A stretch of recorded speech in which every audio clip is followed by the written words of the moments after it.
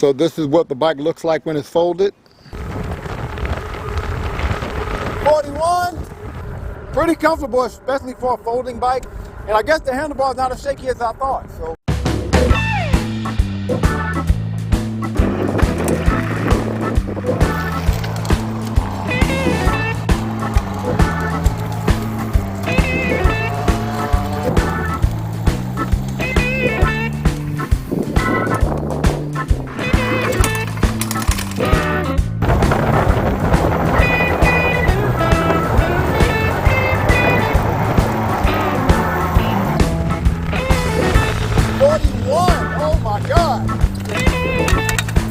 Alright. What's up, y'all? So we received what might be the best, I would say, full-size folding bike. What? This is the second one that we ever reviewed on this channel. And this is the AndSky Forge 26. 26 because it has 26 size tires. Folding with a big tire? Yeah. I know. Wait, what's the point of that, man? The tire's just going to get in the way. Last time I had a full-size folding bike, it didn't fit in my mid-size car, but maybe that makes it easier to fit in like the back of an SUV or something like that. Now you can also get a 26X version which has 2 motors.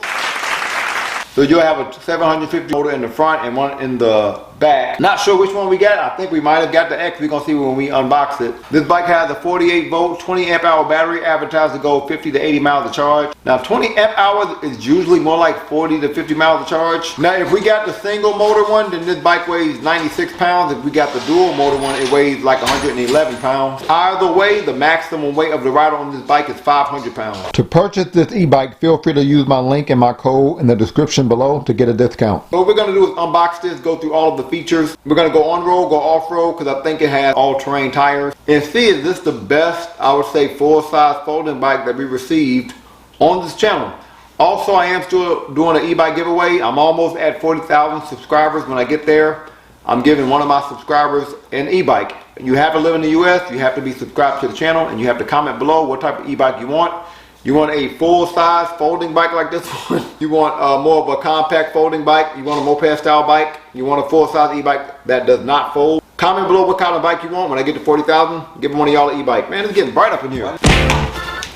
Now let's start.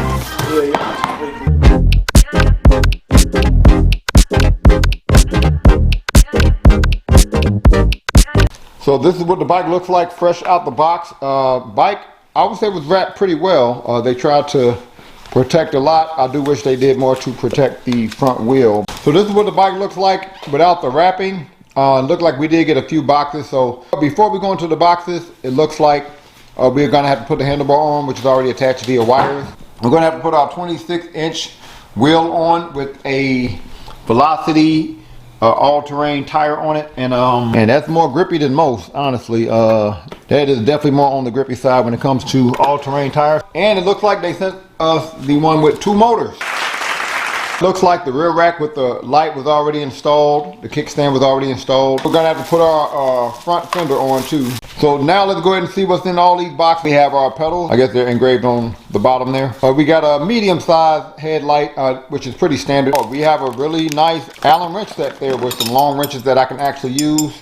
And it came with some other wrenches here. And I guess that's to, in case your bike get chipped. I guess some coloring that you can do to fill in the chips. And our charger to charge our 20 amp hour battery. Bike also came with a user manual. Let's look into this real quick. So the assembly instructions seem pretty straightforward. Always like it when they include pictures. This manual also goes into your advanced settings, so that's pretty good. Here's some information about the limited warranty here. In this other box here, looked like we had some rear view mirror. And in this last box, looks like we have a pretty nice tire pump there. Small, but it looks pretty durable. So lastly, look like we have a pretty nice, I guess, a bike bag. So I guess you put that on your rear rack, and what is that? Look like we have a combination style bike lock. Oh, it came with more? So look like it came with a secondary smaller pouch for your phone and I guess your keys. So the first thing we're going to do is we're going to go ahead and put our front wheel on. Correction, we're going to go ahead and put the handlebar on first. That way we can flip the bike upside down, then put the front wheel on. After we get a good alignment, we're going to make sure that this screw is on there tight, and then these 2 screws are on there tight too.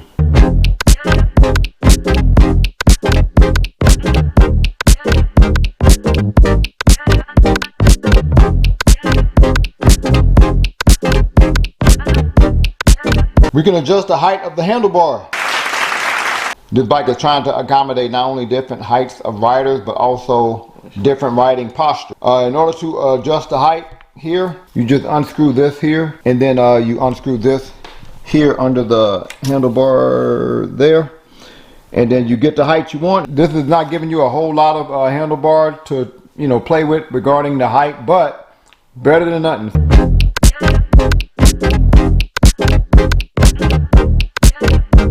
I want to make sure I'm clear here. In order to adjust the height of this handlebar, it's this side that you have to screw. You have to make sure you tighten this side up, and that's the left side of the bike.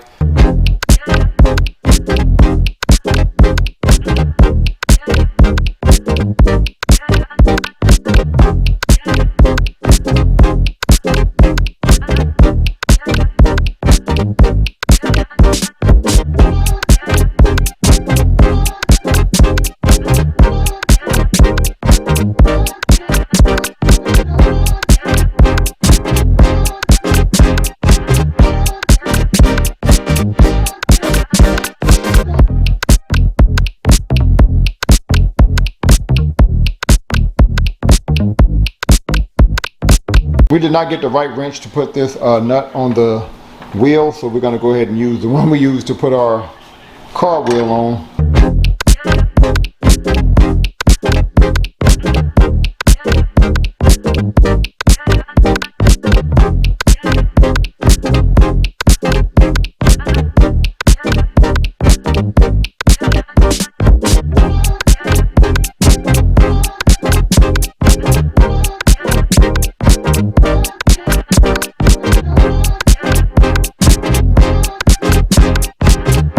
I like to do front fork, and then I do the headlight there, and then I put the front fender on the back of the headlight like that. That way the headlight is in place pretty securely because it's on a flat surface and it has a fender screwed to the back of it.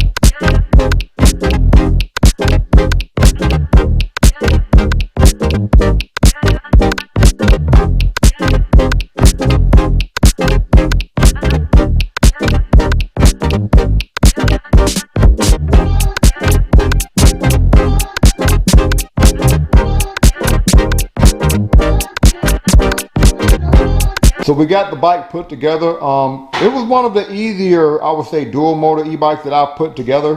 Pretty straightforward. Now this is a large bike, especially for a folding bike. It's about 6 feet 6 inches from wheel to wheel here. The seat at its lowest point from the floor is about 2 feet 10 inches from the floor. Now the seat pole is not long. That's as long as it goes here. So the handlebar, which is adjustable again, where we have it now is about 3 feet 11 inches from the floor. Now this is a pretty, I would say, interesting looking bike to say the least.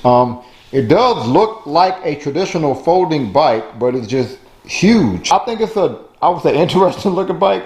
Let me know what y'all think of the look. Look at that suspension. And we've had this suspension set up on a lot of our folding bikes with the suspension right under the, or right in front of the seat here. But I've never had this brand of suspension on a bike before. It was high end. So hopefully it's gonna perform well. But give y'all a look at this suspension. Oh, it looks like it's kind of tight here. Hold on. Uh-oh. Maybe it needs to get broken in or something.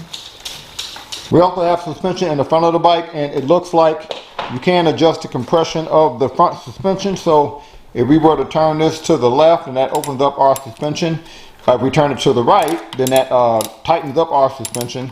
We're going to turn it all the way over to the left here. On the other side of our front fork, we have the suspension preload. So if I turn this to the left, I think that loosens up your rebound. If I turn it to the right, then that tightens up your rebound. We're going to leave it exactly how it is, fresh out the box. If y'all look at this front suspension. Okay, I like the rebound on that one. Pretty standard detachable rear rack. Rear rack like this can usually handle, I would say, like 40 to 50 pounds. Have a look at the front and rear 180 millimeter Solon hydraulic brakes. Pedals are about 5 inches from the floor, so you may be able to lean on this bike. The width of this handlebar, I would say, is pretty standard for a full-sized e-bike. It's about 2 feet 3.5 inches wide, and look like we have these really standard rubbery, kind of hard handlebar grips on the handlebar. And it looks like we also have your standard Shimano 7-gear shifter. I'm good with standard parts, by the way, because that's how you can maintain your bike yourself. A lot of these e-bike companies, sometimes they may go kaput. you want standard parts. That way you can continue to maintain your bike yourself. You know what I mean? Because a lot of the pieces are click and play and easy to replace. To fold the body of the bike, we're gonna move that up there, and then we can take this clamp and undo it there, and then you can fold the body of your bike. Fold the body of your bike here, and again, this is a big bike, so fold it here. Goodness. Finish the fold up here. The handlebar does not fold, so that's what the bike looks like when it's folded for the most part. What y'all think? The bike is folded. You can take your battery out of your bike. There's the key that came with the bike here. Take that key, put it under the bike, put it in the slot here. Then you can turn this key until this protrusion here is all the way in the bike. 1, 2. So now that that's in, the battery is going to start coming out. I'm going to turn it one more time here. Okay. So then take that handle there and pull your pretty standard looking. Oh, you got to take the key out. Go. So now the battery comes out. Turn the bike on. You're going to turn the key a couple times, so you're going to turn it once to make that come out, then you're going to click it again. Okay, and now you should be able to turn your bike on. We're going to go ahead and unfold this bike. So now you should be able to turn this bike on. We're going to come up here to this panel, press and hold our power button there, and yeah, that turns our, I think this is a pretty standard screen. I believe I had this on just one other e-bike. So it looks like we have like 8 buttons over here on our panel. If I click that button, ooh, that's one of the louder horns that we've gotten on the e-bike. If I click this button, that turns my standard and I'll say moderately bright headlight on and my rear light on. And that rear light is also a brake light.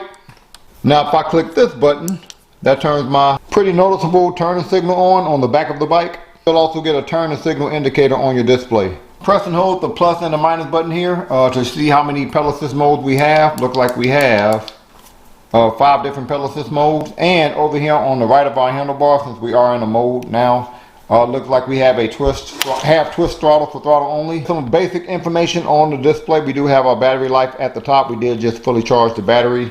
Again, we have our pedal assist modes here. We have our speed calculated here. Pretty sure you can change that from miles per hour to kilometers if you want to. And look like we have our trip mileage, but if you wanted to change that to like your odometer, you come over here, you click the M button here, and you get more information on your display. So that gives me my maximum miles per hour, average miles per hour. We have not ridden the bike yet. Our odometer. Seat is pretty standard. It's not very large, honestly, and it's kind of firm. So we have the more plastic chain wheel cover. I like the aluminum ones a lot better. Feel like they're a little bit more durable. And yes, you do have to keep this key in the bike in order to use the electrical parts of your bike. So some level of anti-theft. Now this bike does have a lot of advanced settings. We're not going to go through all of them. They are all in your manual.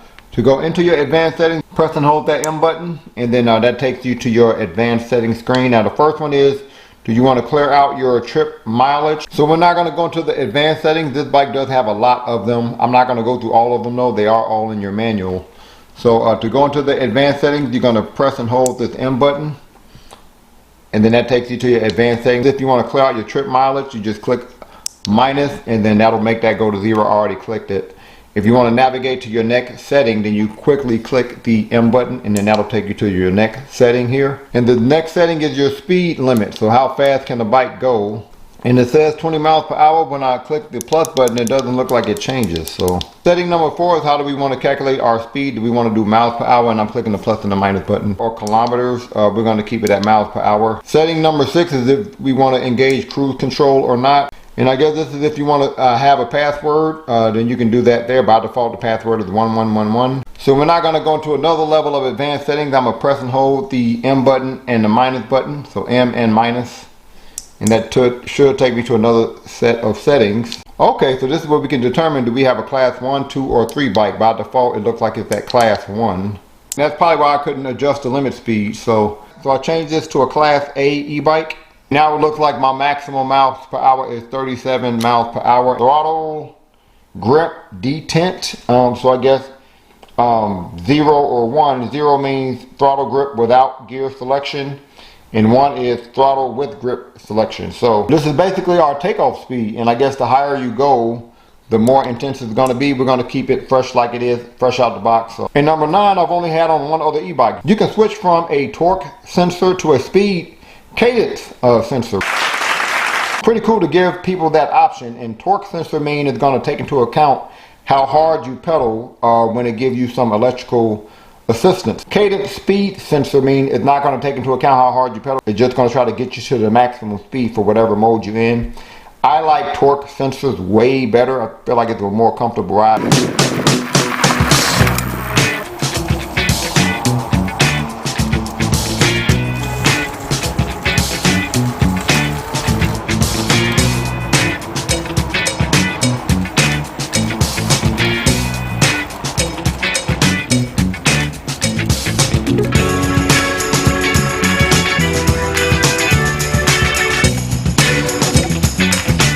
All right, how much you weigh? 225. And how tall are you? 6'1". What you think of the suspension? It's a little bumpy. A little bumpy. It's a little rocky, I'm not gonna lie. It's a decent ride. How comfortable is the pedaling? It's a smooth pedal, it's decent. Gradual, ain't too like rigid. Okay. I like it. Oh, you like the pedal assist? Yeah, it's good.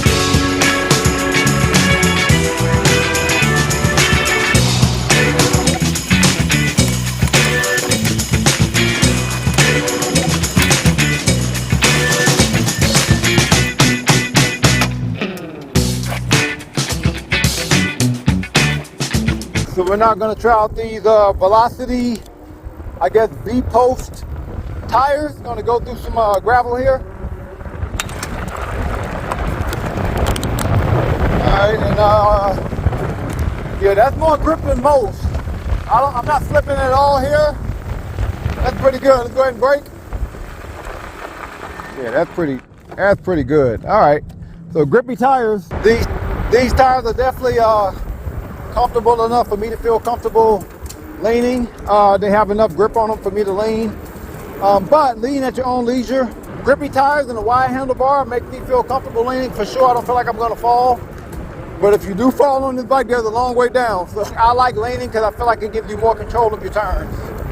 But yeah, I can lean pretty comfortably here. We're not gonna go off-road with some hills. Test out the tires, but mainly test out this suspension. Okay. Go up here. Alright.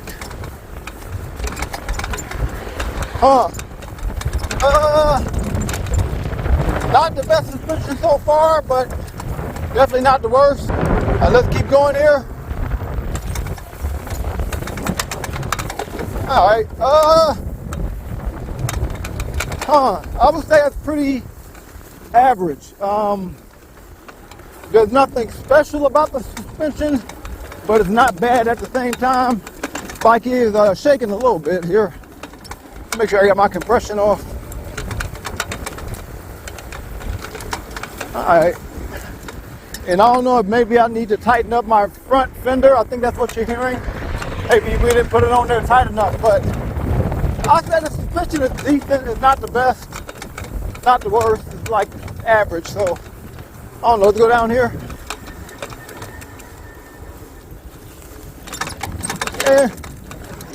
Scale 1 to 10, I give it like a 6.5. Now, fresh out of the box, I didn't adjust any of the pedal assist setting. Fresh out of the box, I think it has, I'll say, a little bit better than decent pedal assist. And again, you can't go from torque sensor to speed cadence sensor. I'm currently at torque sensor in mode 1, and it looks like mode 1 takes me up to,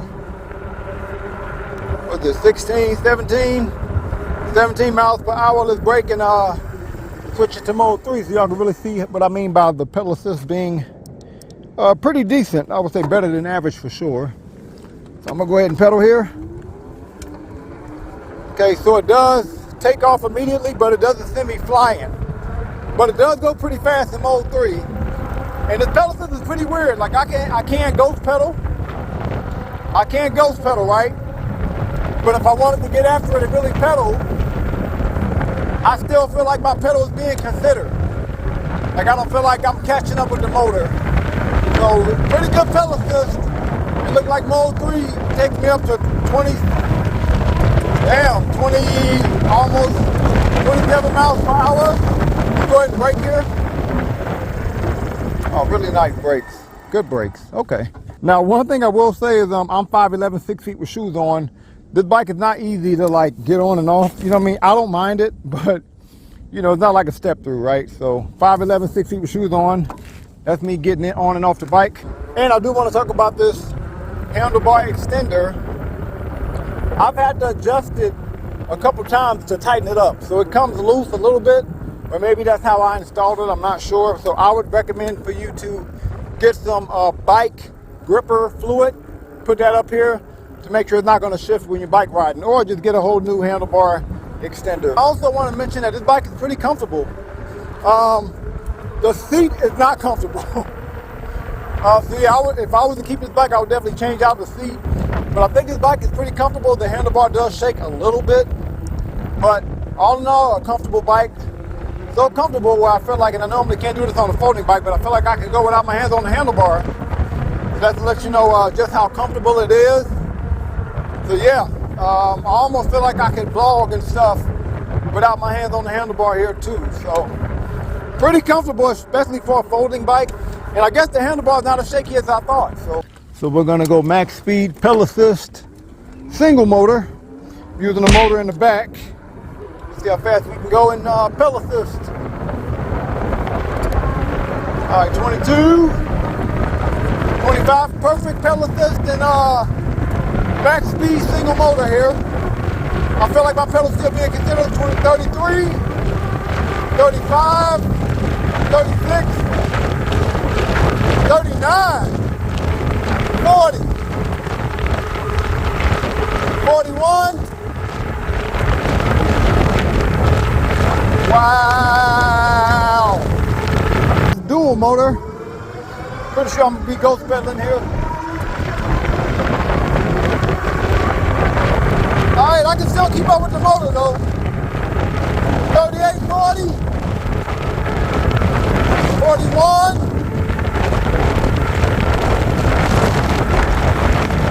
Alright, looks like the max is 41. So I'm now gonna go max speed throttle only, single motor.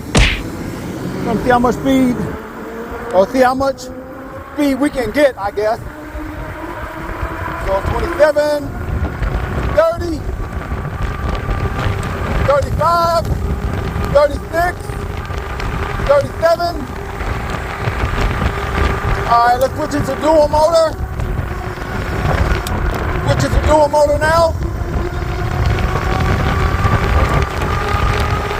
39, 41. Oh my God.